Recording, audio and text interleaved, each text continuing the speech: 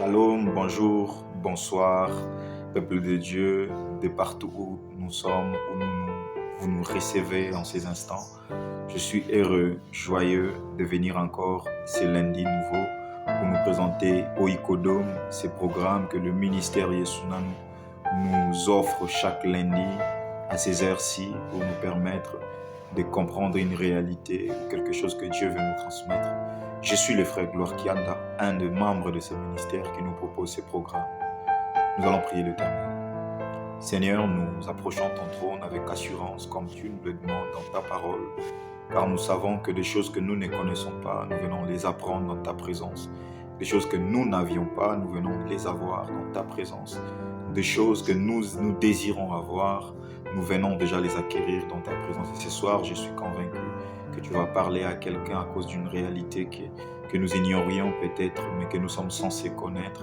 Et par ta grâce, Seigneur, tu vas nous utiliser, nous y croyons, afin de transmettre ta pensée telle que tu l'as voulu ou telle que tu le veux ce soir à quelqu'un.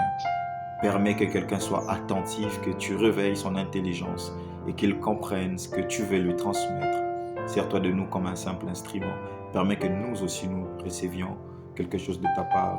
Ce soir, au nom de Jésus-Christ, nous avons prié. Amen. Merci d'être là encore une fois de plus, d'offrir votre temps à Jésus-Christ afin d'écouter quelque chose qu'il veut nous enseigner ce soir. Nous allons prendre rapidement nos Bibles. Comme d'habitude, je vais lire un texte qui se trouve dans Job, chapitre 38, le verset 1 jusqu'au verset 4. C'est un texte que tout le monde connaît. Et la Bible dit « L'Éternel répondit à Job du milieu de la tempête et il dit « Qui est celui qui obscurcit mes desseins par des discours sans intelligence? Qui est celui qui obscurcit mes desseins par des discours sans intelligence ?» J'aimerais qu'on retienne ce que Dieu dit, les mots qu'il utilise. Qui est celui qui obscurcit mes desseins? En d'autres termes, qui est celui qui obscurcit mes plans? Très bien, je pense qu'on le comprend. Au verset 4, il dit, maintenant il s'adresse à Job, il dit, Saint terrain, comme un vaillant homme, je t'interrogerai et tu m'instruiras. C'est toujours Dieu qui instruit. Là, il demande à Job de serrer ses reins comme un vaillant homme. C'est maintenant l'inverse. Dieu dit, je t'interrogerai et toi tu vas m'instruire. Dans notre version, la Bible dit, je t'interrogerai et tu m'enseigneras. Or, c'est Dieu qui enseigne. Au verset 4, à titre juste illustratif, mais sinon ce sont des questions qui vont loin. Il pose la question, il dit, où étais-tu quand je fondais la terre? Dis-le, si tu as de l'intelligence. Écoutez, Dieu s'adresse à Job. Il lui dit, où étais-tu quand moi j'ai créé, quand je fondais le monde, quand j'ai créé la terre? Tu étais où? Dis-le-moi, toi, homme rempli d'intelligence. C'est comme une reproche.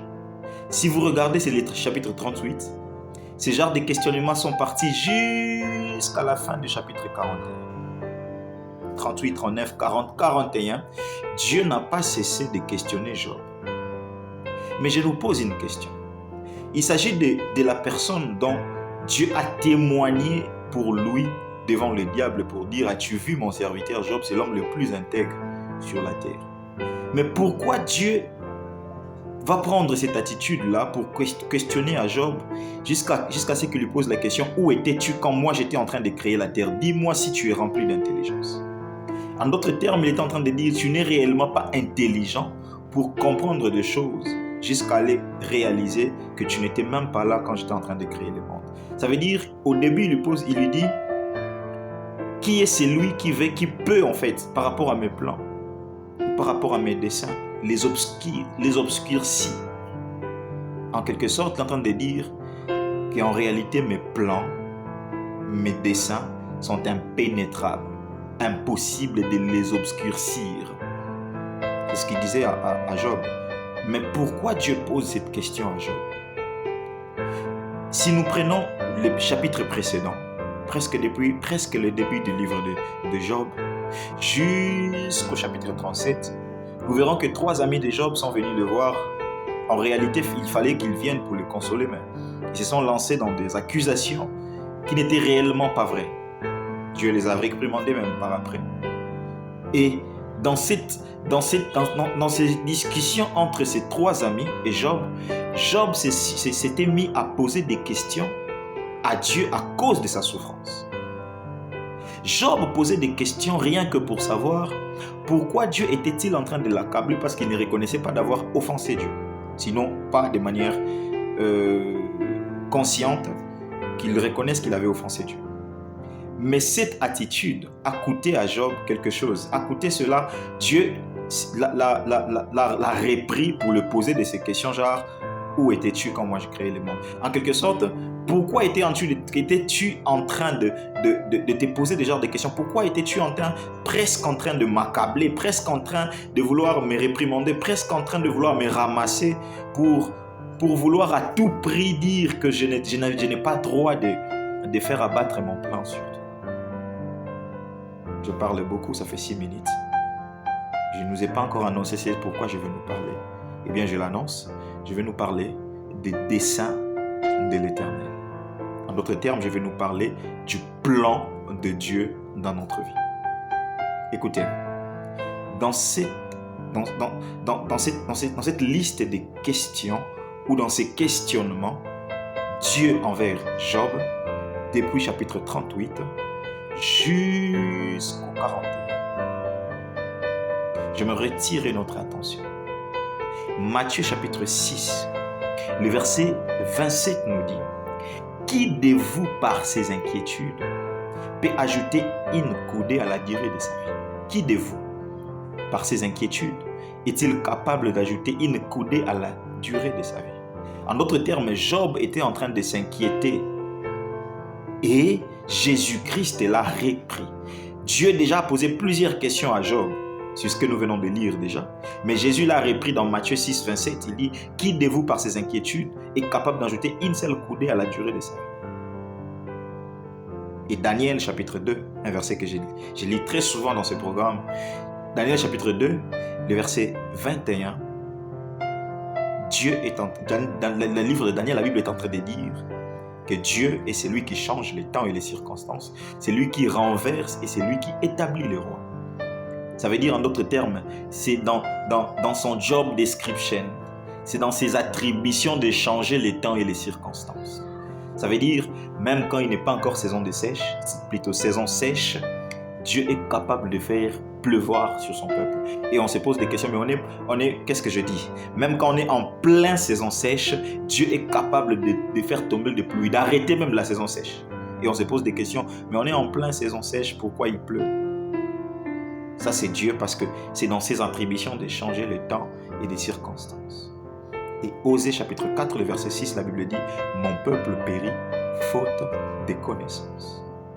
Et Job que nous venons de lire, dans Job 42, le verset 3, je paraphrase, Job dit: j'ai parlé sans comprendre des choses dont je disais. J'ai parlé sans connaître ce que j'étais en train de dire.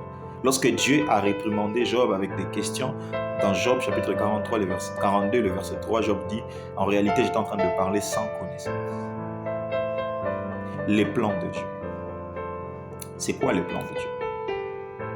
Avant que je nous définisse les plans de Dieu ou les desseins de l'Éternel, j'aimerais nous faire une différence que plusieurs n'arrivent pas à faire.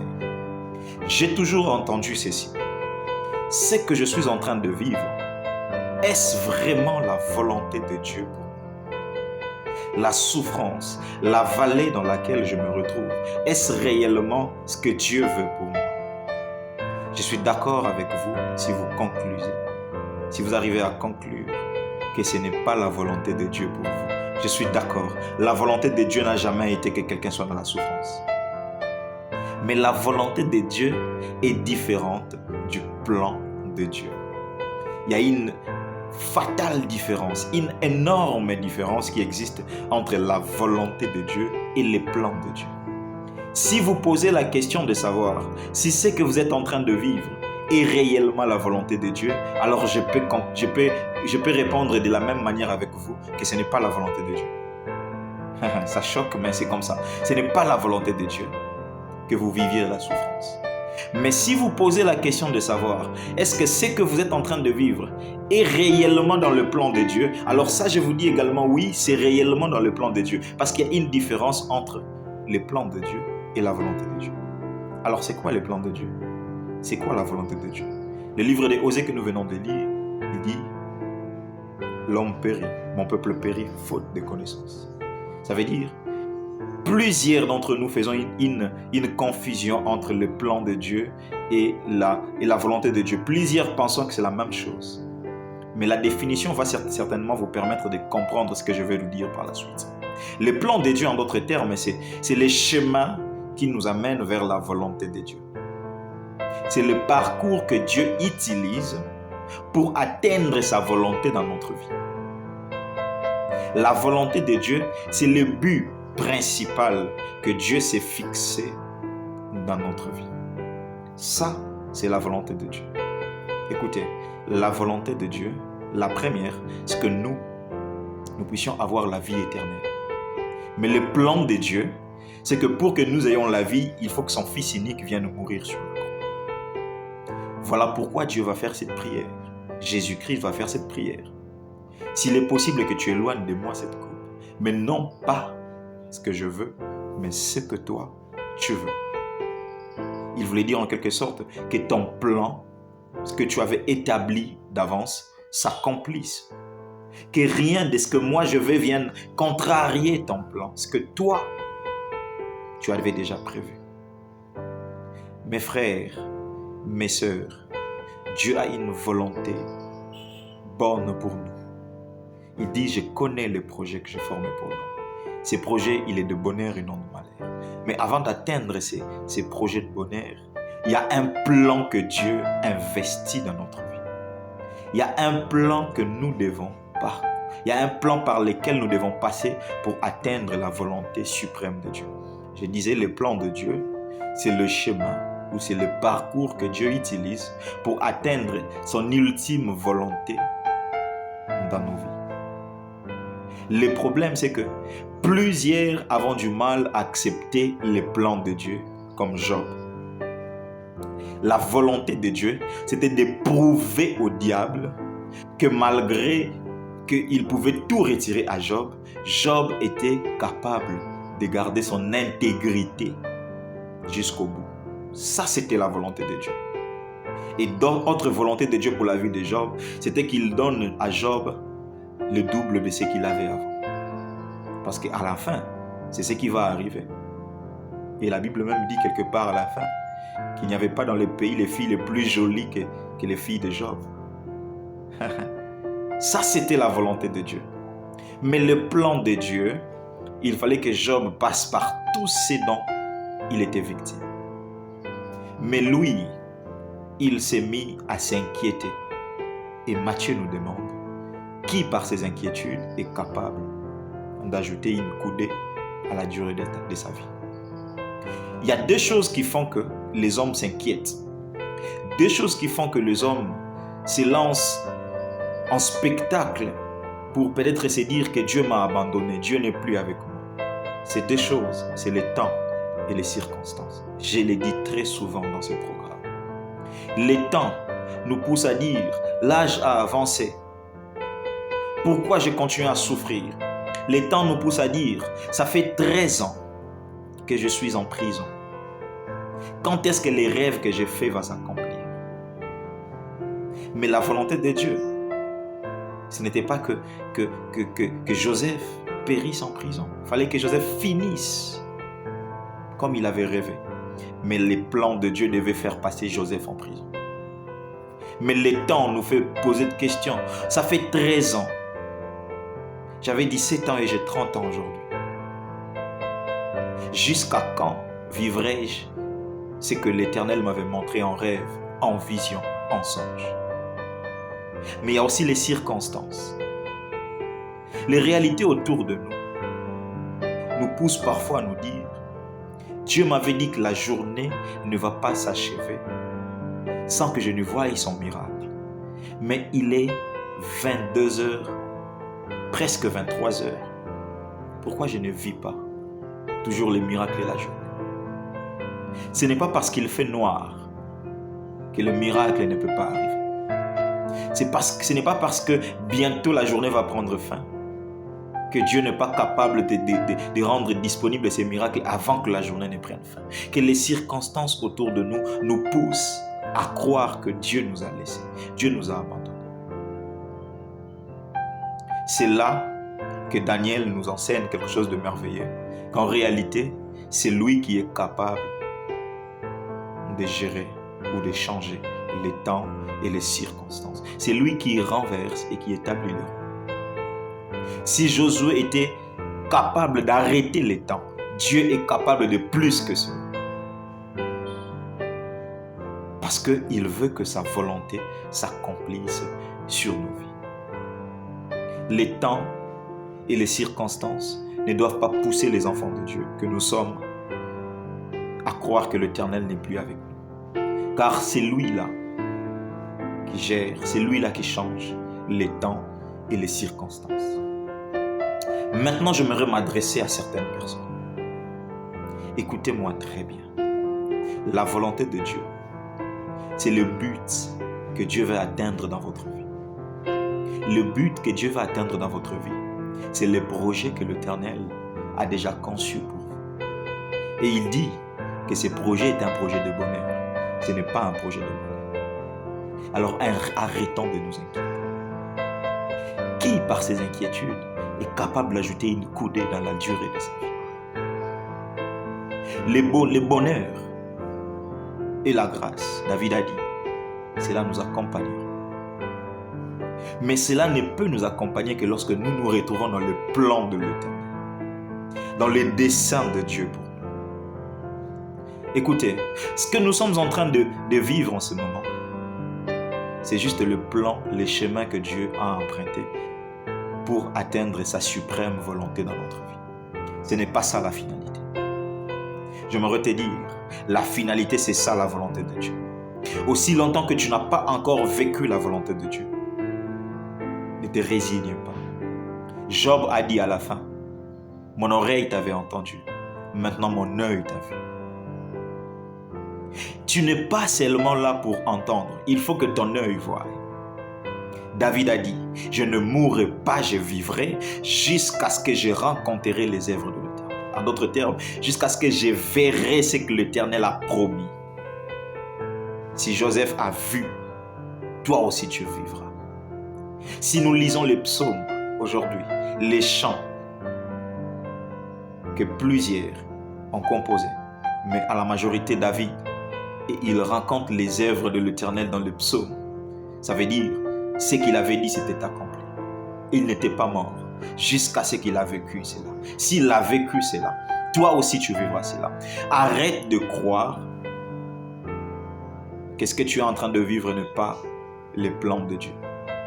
La volonté de Dieu fait que tu passes par son plan pour que tu atteignes sa suprême volonté, son suprême but dans ta vie. La bénédiction est la volonté de Dieu pour ta vie. Que tu aies des enfants, c'est la volonté de Dieu pour ta vie. Que tu voyages dans le monde, c'est la volonté de Dieu pour ta vie. Que tu réussisses donc aller à l'université, au travail, n'importe où, dans le business que tu fais, c'est la volonté de Dieu pour ta vie. Que tu chantes des chants dans l'église, c'est la volonté de Dieu pour ta vie. Mais la Bible dit, ceux qui sèment avec larmes, c'est ceux-là qui moissonnent avec chant dans l'église. S'aimer avec larmes, c'est passer dans le plan de Dieu. S'aimer avec larmes, c'est accepter les brisements, l'écusement de Dieu. C'est là que Dieu forme les hommes qu'il prépare à vivre sa volonté. Vous savez, un jour je me suis posé une question. Quand Christ était venu, il a vu que ce monde était corrompu. Parce qu'il l'avait vu. Que ce monde était corrompu. Pourquoi n'avait-il pas pris directement ses élus pour les amener à Jérusalem? Pourquoi les a-t-il laissés qu'ils subissent des morts comme les disciples, comme on les connaît? Pourquoi fallait-il pas qu'ils prennent tout simplement ses disciples et arrêter ce monde qui était corrompu? Pourquoi il fallait que nous venions traverser des situations compliquées pour enfin hériter du royaume des cieux. La volonté de Dieu, c'est que nous héritions le royaume. Mais le plan de Dieu, c'est que nous devons passer par des moments qui nous permettront que notre vie dans le royaume soit adoration et louange à l'honneur du roi. Si nous ne traversons pas de périodes comme celle-ci, nous ne comprendrons pas la valeur du royaume.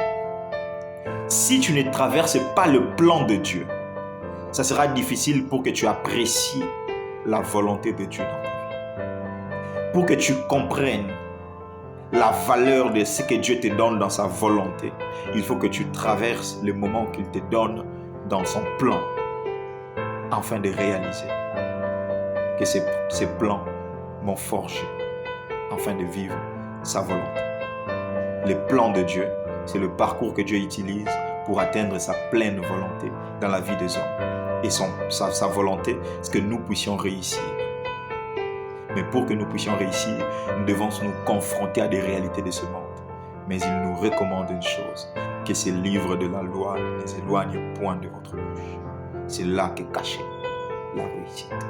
Priez et lisez la parole vous donnera la force de tenir dans le plan de Dieu jusqu'à ce que nous vivons sa volonté dans notre vie. Et lorsque nous vivrons sa volonté, nous dirons comme Job, l'oreille avait entendu ces choses un certain lundi, mais aujourd'hui, l'œil a vu. Et je prie pour quelqu'un. Au nom de Jésus-Christ, que Dieu nous donne la force, que Dieu te donne la force de traverser son plan avec succès. Que l'épreuve qui s'appelle le plan de Dieu, tu la traverses avec satisfaction et avec brio pour atteindre le résultat final qui s'appelle la volonté de Dieu. Que Dieu te donne la force, que même dans le plan le plus difficile, la partie la plus difficile du plan de Dieu dans ta vie, que la prière et la parole de Dieu te donnent la force de tenir et surtout d'avoir confiance en Dieu. Que les temps et les circonstances ne t'embralent pas, que tu restes focus à la volonté qui est le but dernier et principal de Dieu pour ta vie. Que Dieu te permette de vaincre dans des moments difficiles, des combats, des pauvretés, des insultes, des médisances, des mépris autour de toi. Mais qu'un jour, le soleil, lorsqu'il s'élèvera, que tu témoignes que mes oreilles avaient entendu et mes yeux ont vu. Au nom de Jésus-Christ, j'ai prié que cela soit effectif. Et je le déclare ainsi, avec action de grâce. Amen. Que Dieu nous bénisse. Continuons à suivre ces programmes. Il va continuer à être une bénédiction, je le crois, pour chacun de nous, par la grâce de Dieu. Abonnez-vous à nos différentes plateformes pour d'autres programmes que le ministère peut nous proposer par la grâce de Dieu. Que Dieu vous bénisse.